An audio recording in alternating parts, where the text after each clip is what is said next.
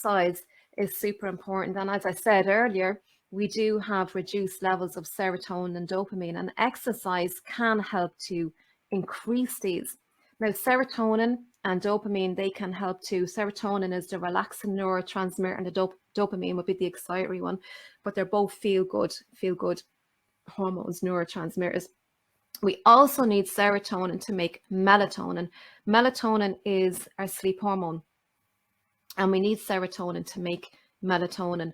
So getting outside, getting into the sunshine or the daylight can help to produce serotonin, as well as exercising. So exercising outside is probably the best rather than going to your gym. If you can go outside, even better.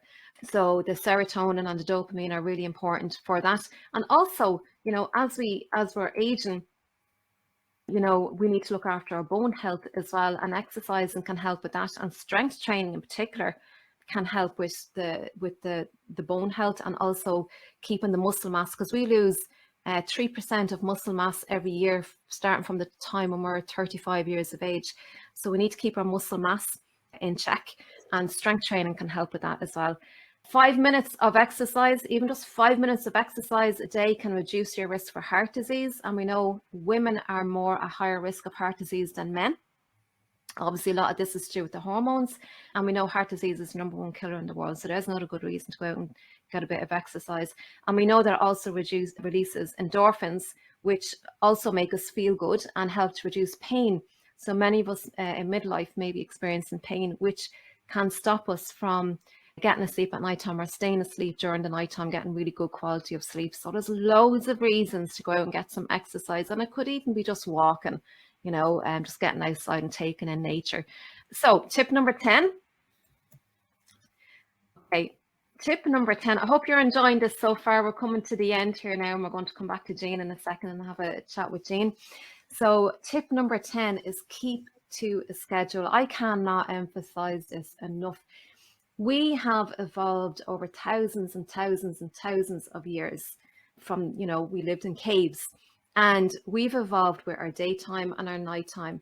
And this happened as a result of the sun going up in the morning time and the sun going down and the moon coming out or whatever. So we never had watches or anything like that. So our body has its own timing clocks. So our brain has a master one, and then the brain feeds all this timing information, if you like, to all our other cells in our bodies. And our hormones are made and distributed and released according to these times. So one of the most important ones is cortisol. Our cortisol, this is our stress response hormone. Our cortisol is highest in the morning time, and it's supposed to be. This is part of the circadian rhythm.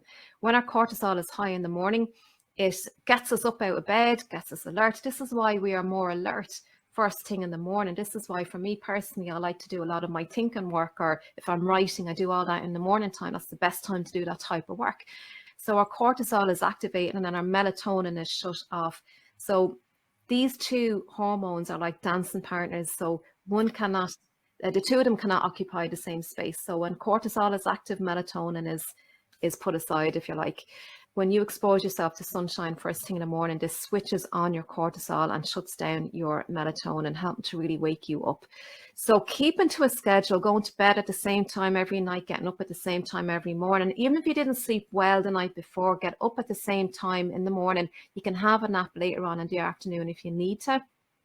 But keeping to a schedule, because your body starts to operate automatically, and you will find you won't even need to use an alarm clock. So this is really significant when it comes to our hormonal health, because the less confusion our body has, our body likes to have a routine and know what's happening next. And the more we have this routine, the less confusion our bodies have, and the less confusion our hormones have, and the more easier they can operate. So this is a really, really important one as well. So we'll go on to the next slide there, Jean. So these are just some contact information about myself. I do have a podcast. It's called the Empowering Family